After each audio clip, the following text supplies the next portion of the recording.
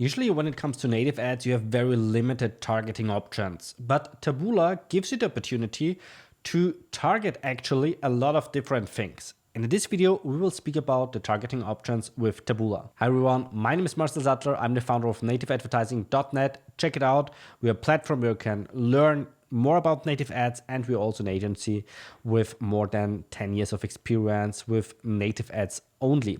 In this video, as mentioned already, I want to speak about a bit more about the targeting options, because Taboola is the only platform which actually gives you a lot of targeting options. So you do have the option, for example, to just target people who are researching for some keywords.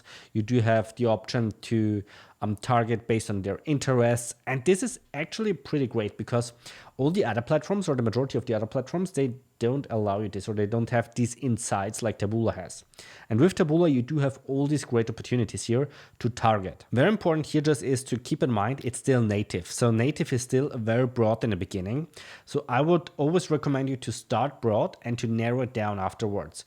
Don't hyper target it in the beginning. First go always broad and then check out the KPIs, and then you can narrow it down more based on actual KPIs, but never start way too narrow it down, because this will lead into either no spending or misspending of the campaign, which makes it unprofitable at the end of the day. All right, I'm here now in one of our Taboola accounts, and if you go here on the left to the audiences, you see you have pixel audience, so you can use this for retargeting, for example, just to retarget people who were on your sales page and you want to, retargeting actually. You have something which is called custom audiences. This is something you can do with keywords. So you can basically just set up a new audience here, and you can use a customer list with data from your CRM, email domains, or search keywords. This is what I've mentioned before. And this is actually a list of keywords you can upload here of what people researched.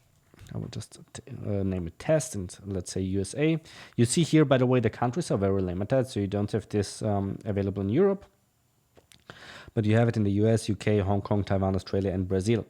And here it's important to make the keywords, or to upload a lot of keywords.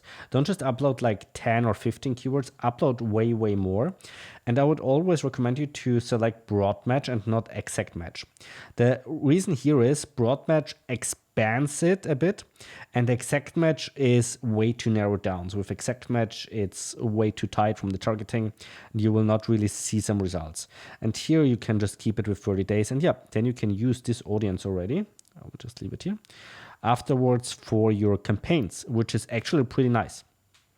After you did this, you can also see what's the monthly reach approximately.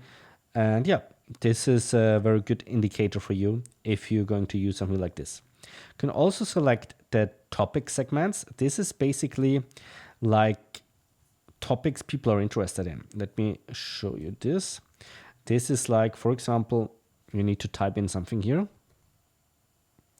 like people who are interested in business, small business, or people who are interested in, I don't know,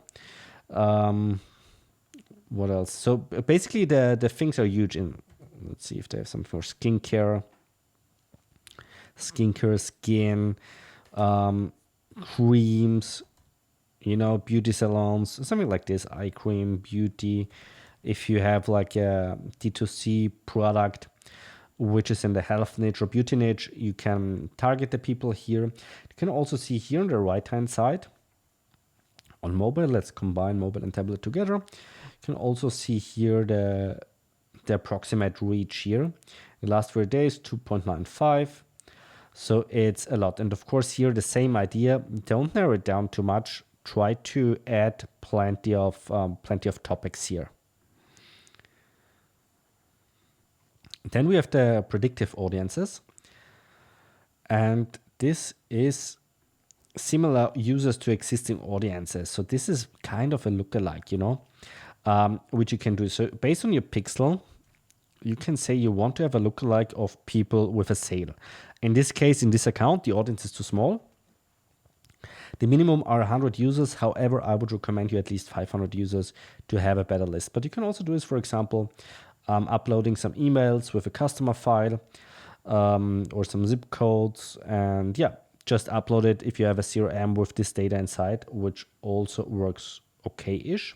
And you have the combined audiences, which is basically like one audience plus one audience plus one audience. This is like the audience on steroids. So if you think now, hey, that's awesome. Yes, it is. But always keep in mind, Taboola is the open web. So you don't have a user account actually with Taboola if you're surfing just through the internet. So that means also the targeting options there are very limited. It's not like on Instagram or so where Meta has a lot of data of you from the past 10 years.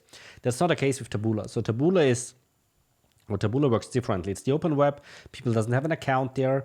The targeting is not that precisely. They don't have all these detailed informations. So the targeting works, especially in the US, but don't exaggerate it here. Don't imagine way too much. Again, always start broad at the beginning and then narrow it down based on the KPIs you see when you analyze the data here. I hope you liked that video. If so, I would extremely appreciate if you give me a thumbs up and of course subscribe to my channel and activate the bell to receive an update when I upload a new video about native ads here on YouTube. Have a good one. See you next time.